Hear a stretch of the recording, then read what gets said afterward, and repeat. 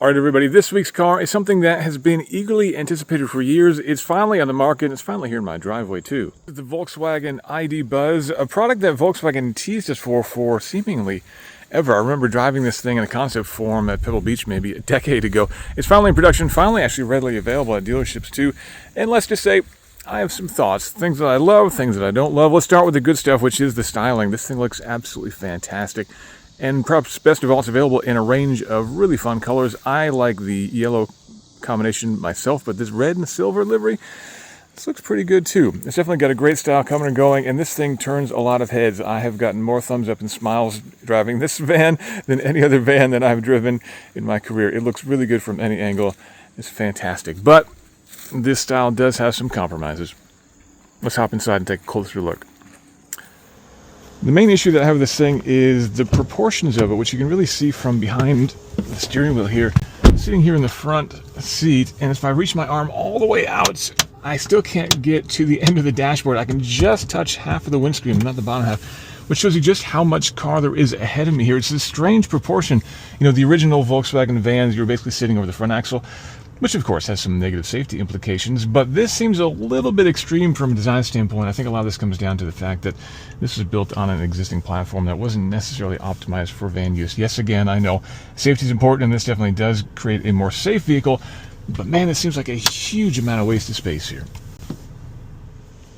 The layout in the rest of the van, though, is absolutely perfect. You've got your choice of a bench seat like this, or you can get captain's chairs in the second row if you prefer.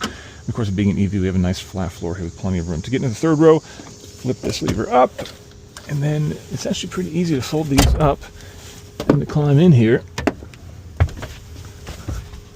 I have tons of headroom, tons of leg room. I am very comfortable back here. I've got cup holders, I've got USB chargers, place to put my tablet, all sorts of good stuff back here. I could definitely see myself doing a fair few miles back here. Let's check out the second row.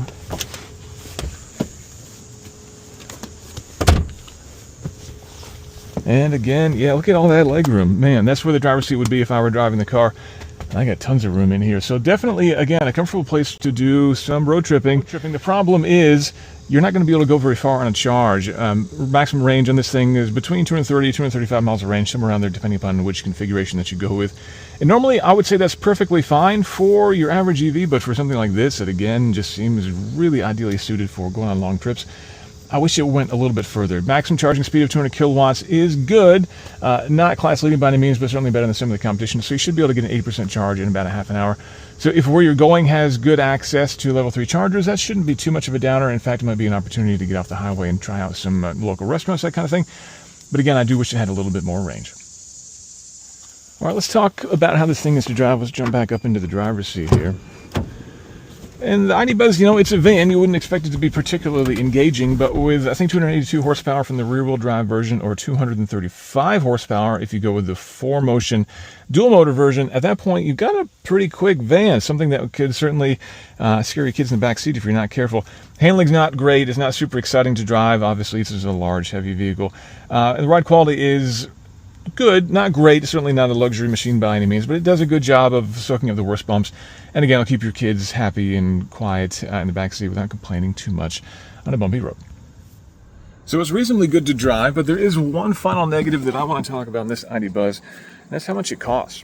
This van that you see here costs $66,000 delivered, and that's for the rear-wheel drive Pro S version. If you want the 4Motion, the dual-motor version, you're spending another $4,500. You can get one of these for closer to $60,000 if you're willing to go with a lower spec. But honestly, I feel like that is still a lot of money. I wish you could get a truly lower version, even a smaller version, maybe even a cargo van would be really ideal. But ultimately, I think that a lot of people are going to be very excited about this van until they actually go to their dealership and price one out. All right, those are my thoughts on the ID Buzz. I got to say, overall, I do love this thing, and I love seeing them on the road. I've seen a few, and they always make me smile. But what I want to know is, would you pay the premium for this over something like maybe a Pacifica Hybrid?